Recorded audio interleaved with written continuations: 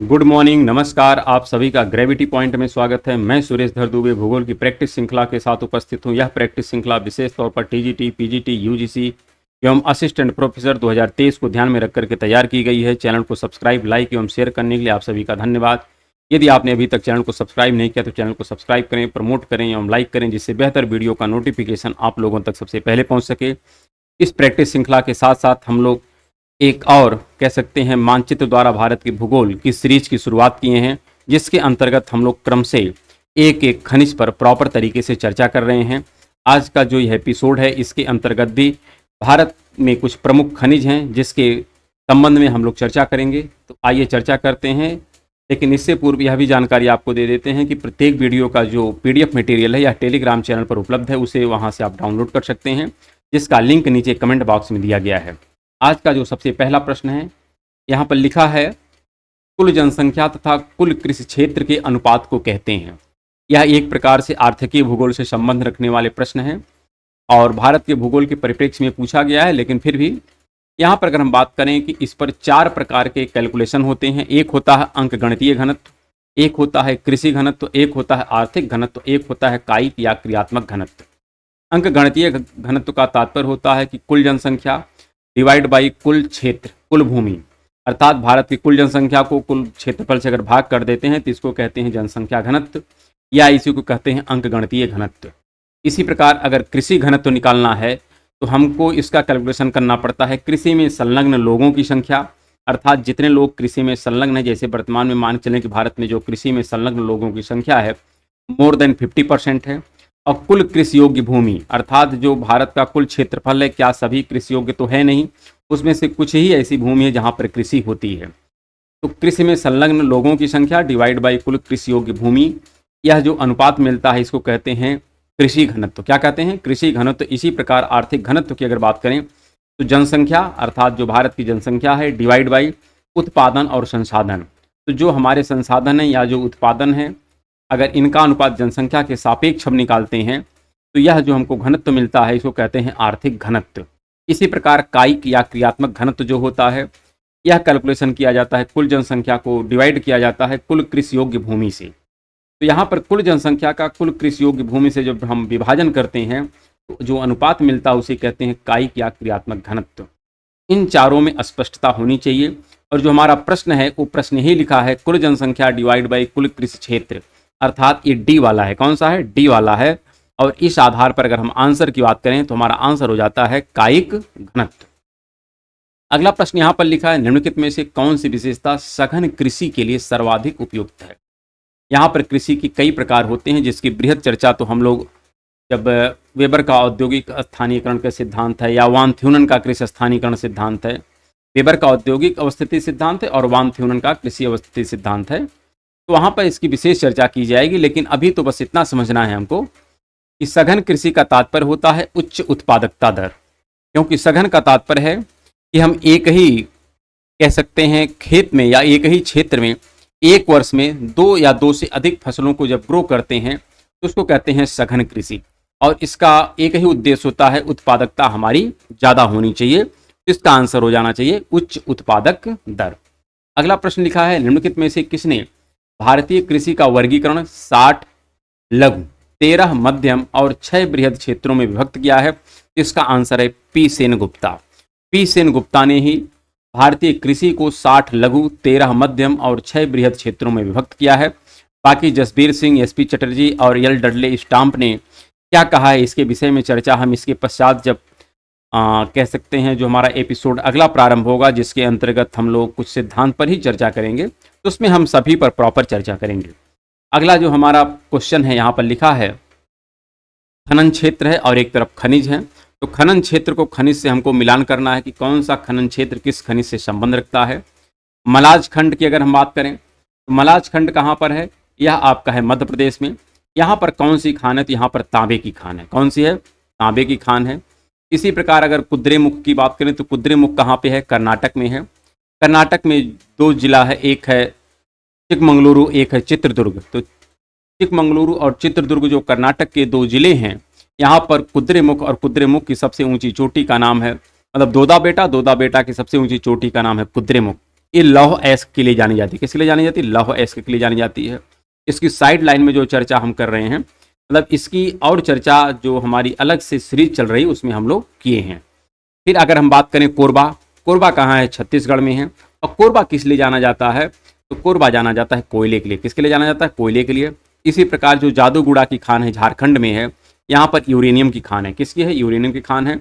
इस आधार पर इनको आप मिलान कर सकते हैं और जो हमारा आंसर मिल जाएगा, ये आंसर मिल जाएगा आपका 2, 3, फिर उसके बाद 1, 4, अर्थात ये आंसर हमारा सही हो जाएगा। अगले प्रश्न पर चलते हैं। अगला प्रश्न यहाँ पर लिखा है, निम्नलिखित में से कौन विद्युत गृह सुपर थर्मल पावर है? अर्थात ये जो 4 आपके सामने विकल्प दिए गए हैं, इसमें से एक ऐसा थर्मल पावर प्लांट है जो सुपर है। कैसा है? सुपर का मतलब होता है काफी विशालकाय होता है। तो इसमें जो आंसर वो है शक्तिनगर। क्या है? शक्तिनगर। यह सुपर थर्मल पावर की श्रेणी में आता है।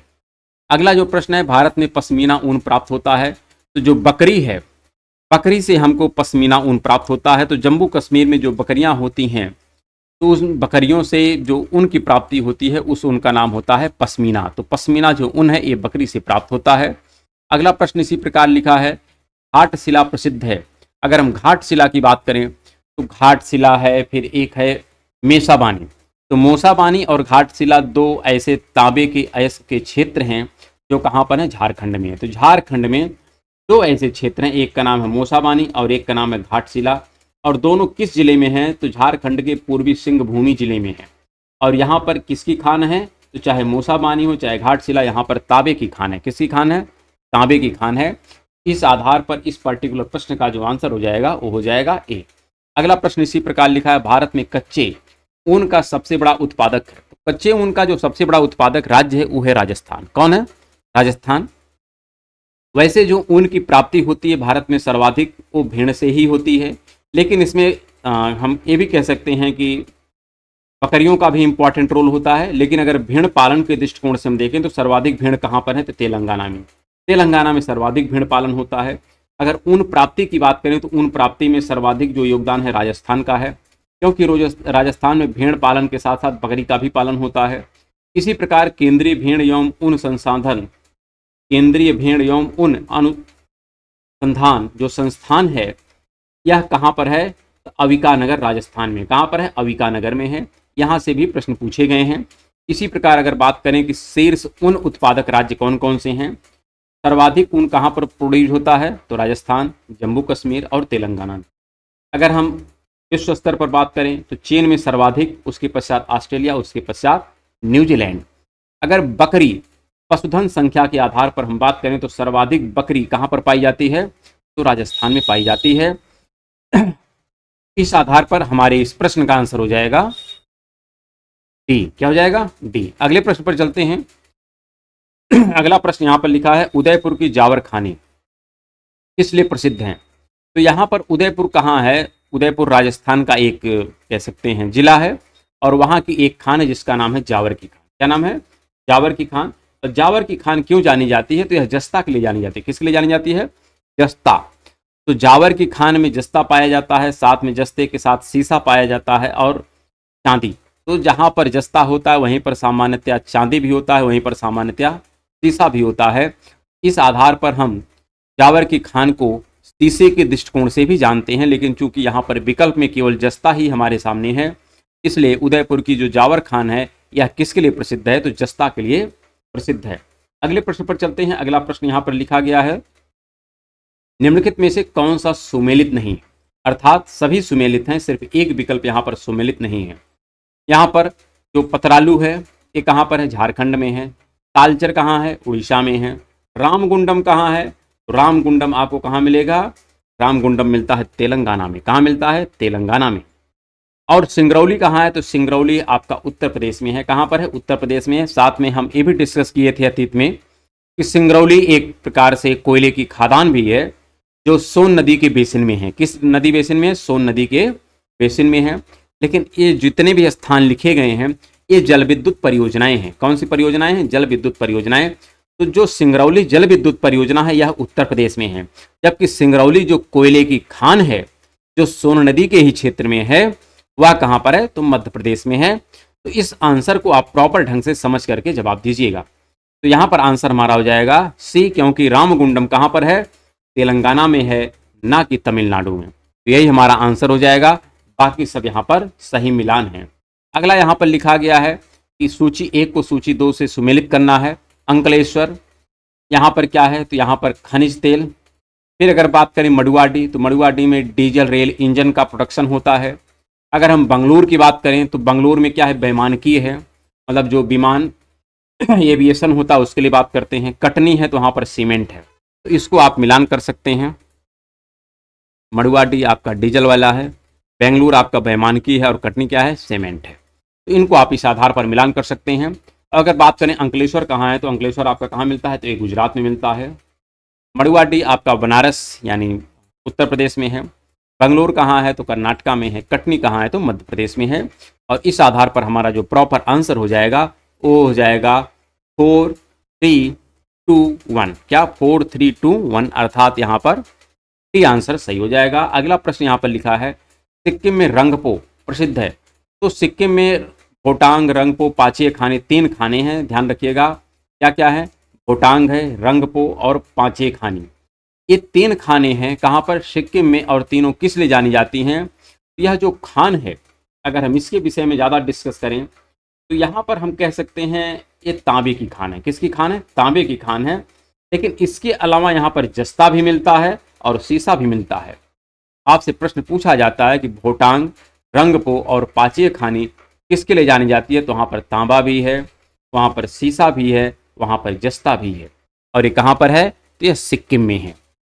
इसका आंसर हो जाएगा सी। अगले प्रश्न पर चलते हैं। अगला प्रश्न यहाँ पर लिखा है मिलान करना है। निम्नलिखित में से कौन सा युग्म सुमेलित नहीं है? अर्थात जो डल्ली राजहरा है, जो दुर्ग जिला है, यहाँ पर किसकी खान है? इसके विषय में हम लोग अलग से सीरीज में डिस्कशन कर रहे हैं, उसको आप देख सकते हैं साइड में। तो इसमें लौह अयस्क है। क्या है? डल्ली राजहरा में किसकी खान है? तो डल्ली राजहरा में लौह मिलता है। क्या मिलता है? लौह मिलता है। अच्छा, यहाँ पर बताना क्या है? यहाँ पर आपको बताना है कौन सा युग्म सुमेलित है। क्या है? कौन सा युग्म सुमेलित है? हमको सिर्फ सुमेलित की चर्चा करनी है। यहाँ पर डल्ली राजहरा में क्या पा रहा है? तांबा, तो सुमेलित तो है नहीं। फिर लिखा है खेतड़ी। खेतड़ी जो आपका कहाँ पर है? राजस्थान में है। यहाँ पर तांबे का अयस्क, लौह अयस्क तो बात मिलता नहीं है। अगर हम लोहरदगा की बात करें जो झारखंड में है, यहाँ पर क्या मिलता है? तो यहाँ पर बॉक्साइट मिलता है। ये सही। लोहरदगा जो झारखंड में है यहाँ पर बॉक्साइट मिलता है, ये सही है। बाकी जो जावर की खान है राजस्थान में, यहाँ पर क्या? अभ्रक मिलता है। जावर की खान में अभ्रक नहीं मिलता है। जावर की खान में अभी अभी हमने डिस्कस किया, यहाँ पर क्या मिलता है? तांबा मिलता है। तो यहाँ पर तांबा है। अगर हम खेतड़ी की बात करें तो यहाँ पर भी तांबा है। अगर हम बात करें आपका डल्ली राजहरा, डल्ली राजहरा में क्या है? तो यहाँ पर लोहे की खान। किसकी खान है? लोहे की खान है। तो इन तथ्यों को आप स्मरण रखिएगा जिससे आपका कोई प्रश्न गलत ना हो। चलिए अगले प्रश्न पर चलते हैं। अगला जो प्रश्न यहाँ पर लिखा है कथन है और कारण है। आपको देखना है कि कौन सा कथन सही है या कारण सही है, क्या कारण कथन की व्याख्या कर रहा है या नहीं। तो महाराष्ट्र राज्य का कोयना जो क्षेत्र है, कोयना एक नदी भी है, कोयना एक डैम भी है, कोयना एक जल विद्युत परियोजना भी है और कोयना भूकंप भी आया है अतीत में। इन सब तथ्यों को भी आपको स्मरण रखना है। तो महाराष्ट्र राज्य का जो कोयना क्षेत्र है निकट भविष्य में और अधिक भूकंप प्रभावित क्षेत्र होगा। क्या ये सही है? फिर अगला लिखा है कोयना जल संग्रहण हेतु बना बांध एक भ्रंश तल पर अवस्थित है। तो यहाँ पर अगर हम बात करें तो कथन और कारण दोनों सही हैं। और कारण कथन की व्याख्या कर रहा है अतीत में इसी कारण से यहाँ पर भूकंप आया है और भविष्य में यहाँ पर भूकंप आने की पूरी संभावना बनी हुई है। तो इस आधार पर इस पर्टिकुलर प्रश्न का आंसर जो हो जाएगा ए हो जाएगा। क्या हो जाएगा? ए।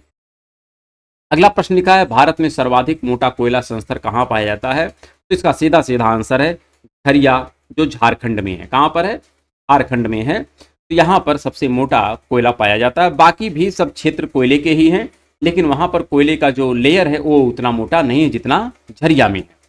अगला यहाँ पर प्रश्न लिखा है निम्नलिखित में से किसका सुमेल नहीं है। अर्थात यहाँ पर बताना है कि कौन सा सुमेल नहीं है। इसका तात्पर्य है कि 3 सुमेलित है, सिर्फ 1 सुमेलित नहीं है। तो बताना है कौन सा यहाँ पर सुमेलित नहीं है। अगर हम बात करें यहाँ पर मिर्ज़ापुर जो है मिर्जापुर में कोयला पाया जाता है, ऐसा लिखा है यहाँ पर। तो देखिए बी वाला विकल्प ही हमारा सही होगा। क्यों? क्योंकि यही सुमेल नहीं है। मिर्जापुर में कोयला नहीं, मिर्जापुर में जो है ये चूना पत्थर है। क्या है? चूना पत्थर। मिर्जापुर में चूना पत्थर है, ना कि कोयला पत्थर है। इस आधार पर यही गलत है, और गलत यही हमको चयन करना कि कौन सा गलत है। यही गलत है, बाकी सब सही हैं। बांदा में बॉक्साइट मिलता है, सोनभद्र में चूना पत्थर मिलता है, सिलिका बालू कहाँ मिलती है? तो इलाहाबाद में मिलती है। तो ये सब उत्तर प्रदेश के ही जनपद हैं, अर्थात यह यूपी स्पेशल का प्रश्न है। इस आधार पर हमारा जो बी आंसर हो जाएगा वही सही होगा, क्योंकि बी सही मिलान नहीं है। अगला लिखा है कन्याकुमारी, ऊटी, काजीरंगा, सिमलीपाल, और इनका साथ में राज्य लिखा है कि कौन किस राज्य से सुमेलित है, अर्थात जो सुमेलित नहीं है वही हमें बताना है। तो कन्याकुमारी तमिलनाडु में है, इसके विषय में तो सबको जानकारी है। अगर हम बात करें काजीरंगा असम में है, ये भी बात ठीक है। सिमलीपाल कहाँ है? उड़ीसा में, ये भी बात ठीक है। लेकिन अगर हम बात करें ऊटी की, ऊटी कर्नाटक में नहीं है, बल्कि ऊटी कहाँ है? ये भी तमिलनाडु में। ऊटी कहाँ है? ये भी तमिलनाडु में है। इस आधार पर इस प्रश्न का आंसर हो जाएगा बी। क्या हो जाएगा? बी, क्योंकि ऊटी कर्नाटक में नहीं बल्कि कहाँ है? तमिलनाडु में है। अगला प्रश्न यहाँ पर लिखा गया है, अगर हम बात करें भारत के किस राज्य में सुबनसिरी जल विद्युत परियोजना अवस्थित है?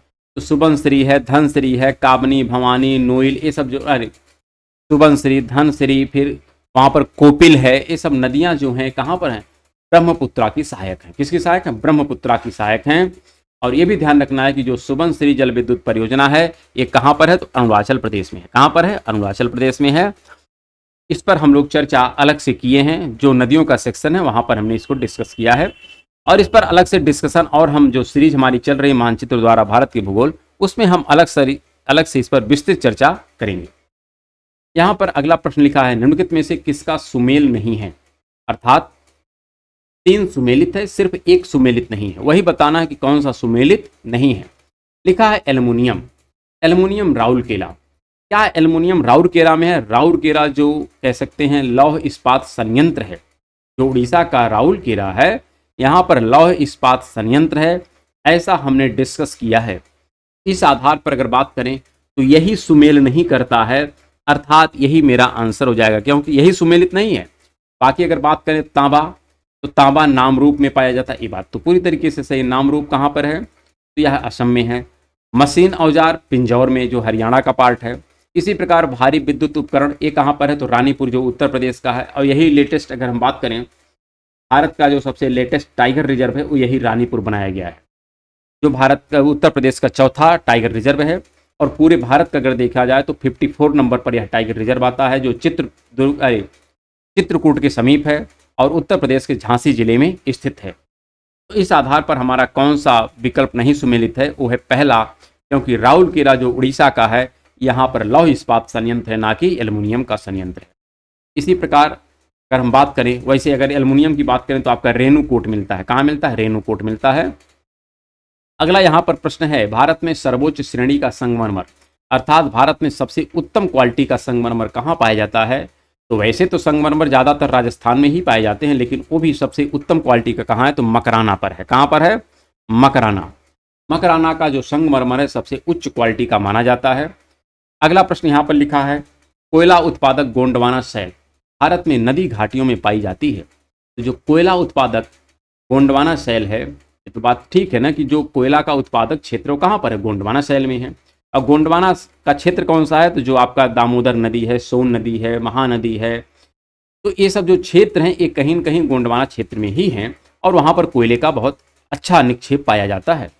इसी प्रकार जो यहाँ पर कारण लिखा है कि गोंडवाना शैल क्षेत्र में झोल भ्रंशन हुआ है, तो ये भी बात सही है, लेकिन झोल भ्रंशन के कारण यहाँ पर कोयले का निक्षेप पाया जाता है, ये सही नहीं। तो इस आधार पर अगर हम बात करें, कथन भी सही है, कारण भी सही है, लेकिन कारण कथन की व्याख्या नहीं कर रहा है, अर्थात हमारा आंसर जो हो जाएगा वो हो जाएगा बी। अगला यहाँ पर प्रश्न लिखा है, भारत में खनिज तेल सर्वप्रथम पाया गया है। भारत में जो सबसे पहला खनिज तेल का अगर हम बात करें जो खोज की गई है, वह असम के डिगबोई में की गई है। कहाँ की गई है? असम के डिगबोई में की गई है। अगर हम बम्बई हाई की बात करें तो यह ऑफशोर एरिया है, जो महाराष्ट्र के बम्बई के ही पास में पाया जाता है।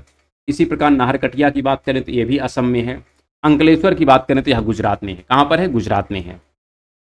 अगला लिखा है विश्व में भारत सबसे बड़ा उत्पादक है। तो भारत किसका सबसे बड़ा उत्पादक है? तो अभ्रक का। भारत जो है अभ्रक का विश्व में सबसे ज्यादा उत्पादक राष्ट्र है, ऐसा आपको स्पष्टता होनी चाहिए। इसी प्रकार अगला लिखा है भारत के अधिकतर तेल शोधक कारखाने समुद्री बंदरगाहों के निकट स्थित हैं, क्योंकि कारण बताना है। अधिकतर कच्चा तेल अन्य देशों को निर्यात किया जाता है। तो क्या कच्चा तेल हम लोग निर्यात करते हैं? क्या ऐसा तो होता है नहीं कि भारत में कच्चा तेल कहाँ है। तो भारत में जब कच्चा तेल है नहीं तो कहाँ से निर्यात करेंगे? हम लोग फिनिश गुड निर्यात करते हैं, हम लोग पेट्रोलियम प्रोडक्ट निर्यात करते हैं, ना कि कच्चा तेल। फिर लिखा है भारत को कच्चे तेल की अधिक आवश्यकता होती है, जो कि अधिकतर आयात किया जाता है। यही बात सही है, क्योंकि हम लोगों को कच्चा तेल अधिक चाहिए और कच्चा तेल हम लोग क्या करते हैं? कहीं ना कहीं से आयात करते हैं। इसलिए हमारे जितने भी रिफाइनरीज हैं वो कहाँ पर हैं? तो बंदरगाहों के समीप स्थित हैं। तो इस आधार पर हमारा आंसर हो जाएगा बी। अगला यहाँ पर प्रश्न लिखा है मथुरा जो स्थित तेल शोधन कारखाना है को अवस्थितिकी लाभ है, अर्थात यह तट के समीप नहीं है। तो जब तट के समीप नहीं है तो इसको स्थापित करने के पीछे क्या कारण है? तो क्या कच्ची सामग्री का यहाँ पर फायदा तो है ही नहीं है, क्योंकि कच्ची सामग्री यहाँ पर कहाँ है? ऊर्जा आपूर्ति, तो यहाँ पर कोई पावर थर्मल प्लांट भी तो नहीं है, तो इसकी भी कोई यहाँ पर नहीं। हाँ, एक फायदा यहाँ पर है कि बाजार इसको खूब मिलता है, तो बाजार के काफी समीप है, इसका इसको फायदा मिलता है। तो इस आधार पर इस पर्टिकुलर प्रश्न का जो आंसर हो जाएगा वो हो जाएगा सी। इसी प्रकार जो अगला प्रश्न लिखा है वो लिखा है भारत में पेट्रोलियम प्राप्त होने की जो अच्छी संभावना है वो कहाँ पर है? तो जो हमारा पूर्वी, या हम बात कर सकते हैं जो तमिलनाडु गोदावरी महानदी या फिर कृष्णा नदी बेसिन है, वहाँ पर हमको ज़्यादातर पेट्रोलियम के भंडार के पाए जाने की संभावना बनी हुई है। अगला हमारा आंसर प्रश्न लिखा है निम्नलिखित में से कौन कोयला खान नहीं है? यहाँ पर बताना है, अर्थात सभी कोयले की खान है, सिर्फ एक ऐसी खान है जो कोयले की नहीं है। तो बताना है कौन सी कोयले की नहीं है। वो है कुद्रेमुख। कुद्रेमुख किसका है? लौह खन है। कैसी है? लौह है, क्योंकि हमने पहले डिस्कस किया बाबा बुदन की पहाड़ी की सबसे ऊंची चोटी का नाम है कुद्रेमुख, और यहाँ पर किसकी खान है? तो लौह की खान है, जो कहाँ पर है? कर्नाटक में है। शेष जो हैं ये सब कोयले की खान है। कैसी खान है? कोयले की खान है। इस आधार पर हमारा जो आंसर हो जाएगा वो हो जाएगा सी। अगर हम कोरबा की बात करें तो कोरबा कहाँ है? छत्तीसगढ़ में है। सिंगरैनी कहाँ है? तो आंध्र प्रदेश में है। तलचिर कहाँ है? तो उड़ीसा में। अगला यहाँ पर प्रश्न लिखा है भारत के मुख्य निर्यात हैं। बताना है भारत के मुख्य जो निर्यात हैं एक कौन कौन से? भारत किसका निर्यात अधिक करता है? तो कपड़ा, हीरे जवाहरात, इंजीनियरिंग, चमड़ा, इसका बहुत ज्यादा भारत क्या करता है? मुख्य निर्यात करता है। इस आधार पर हमारा आंसर जो हो जाएगा वो हो जाएगा ए। अगला यहाँ पर प्रश्न लिखा है मूल्य की दृष्टि से भारत लौह अयस्क का निर्यात सबसे अधिक करता है। किसको करता है? जापान को करता है। किसको करता है? जापान को करता है। जापान को हम लोग उच्च क्वालिटी का लौह अयस्क भेजते हैं, इसलिए मूल्य की दृष्टि से भारत सर्वाधिक लौह अयस्क किसको देता है? तो जापान को देता है। किसको देता है? जापान को देता है। इसी प्रकार अगला प्रश्न लिखा है एल्युमिनियम उद्योग स्थापित करने के लिए निम्नलिखित में से कौन क्रम घटते हुए महत्व की दृष्टि से सही है? अर्थात सर्वाधिक किसका एल्युमिनियम इंडस्ट्री में प्रयोग होता है, फिर किसका होता है। जिसका सर्वाधिक उपयोग होगा उसको पहले लिखना है, जिसका उपयोग सबसे लास्ट में होता है, सबसे कम होता है, उसको लास्ट में लिखना है। एक एल्युमिनियम उद्योग को सर्वाधिक किसकी आवश्यकता पड़ती है? तो इलेक्ट्रिक की, विद्युत की। उसके पश्चात अयस्क चाहिए, उसके पश्चात बाजार चाहिए, फिर परिवहन चाहिए। अर्थात सर्वाधिक आवश्यकता किसको हमको पड़ती है? तो इलेक्ट्रिक की पड़ती है, विद्युत की पड़ती है। इसलिए शक्ति सर्वाधिक हमारे लिए महत्वपूर्ण है। इसलिए जितने एल्युमिनियम के प्लांट हैं ये सब वहीं पर लगाए गए हैं जहां पर किसी ना किसी प्रकार के हमारे प्लांट हैं, चाहे वो थर्मल पावर प्लांट हो, चाहे वह जल विद्युत प्लांट हो, चाहे वह यूरेनियम के प्लांट हो, वहीं पर हमारे एल्युमिनियम के प्लांट लगाए गए हैं, क्योंकि शक्ति केंद्र से इनका नज़दीकी काफ़ी आवश्यक होती है। अगला लिखा है भारत का सर्वाधिक मैग्नीज निम्न में से किस राज्य से प्राप्त होता है? भारत में जो सर्वाधिक मैग्नीज की अगर बात करें किस राज्य से प्राप्त होता है, यहाँ पर सीधा सीधा आंसर हमारा हो जाएगा उड़ीसा। क्या हो जाएगा? उड़ीसा। यहाँ पर इसी के लिए हमने लिख दिया है कि जो स्टोरेज है, स्टोरेज के दृष्टिकोण से देखा जाए तो उड़ीसा में सर्वाधिक स्टोर है, कर्नाटक में उसके पश्चात है मध्य प्रदेश। लेकिन अगर प्रोडक्शन के दृष्टिकोण से देखें तो सर्वाधिक प्रोडक्शन कहाँ पे होता है? मध्य प्रदेश में होता है। फिर कहाँ पर होता है? महाराष्ट्र में, और उसके पश्चात उड़ीसा में। इस आधार पर हमारा जो आंसर हो जाएगा वो आंसर क्या हो जाएगा, उड़ीसा हो जाएगा। क्या हो जाएगा, उड़ीसा। यहाँ पर अगर हम अगले प्रश्न की बात करें, अगला प्रश्न लिखा है भारत में यूरेनियम कहाँ पाया जाता है। तो भारत में जो यूरेनियम पाया जाता है ये जादूगोड़ा की खान से पाया जाता है। कहाँ पाया जाता है, जादूगोड़ा की खान से। और जादूगोड़ा की खान कहाँ पर है, तो झारखंड में है। कहाँ पर है, झारखंड में। अगला यहाँ पर प्रश्न लिखा है जो भारत में चांदी खनिज प्राप्ति स्थल किस राज्य में स्थित, आपको बताना है किस राज्य में यह स्थित है। कौन सी खान, चांदी। तो चांदी के विषय में आपको बताना है, तो आपको सीधा सीधा आंसर यहाँ ध्यान रखना है। जो अभी अभी हमने अतीत में डिस्कस किया था कि जावर की जो खान है उदयपुर में, वहाँ पर तांबे की भी खान है, वहाँ पर जस्ते की भी खान है, वहाँ पर शीशे की भी खान है, वहाँ पर चांदी की भी खान है।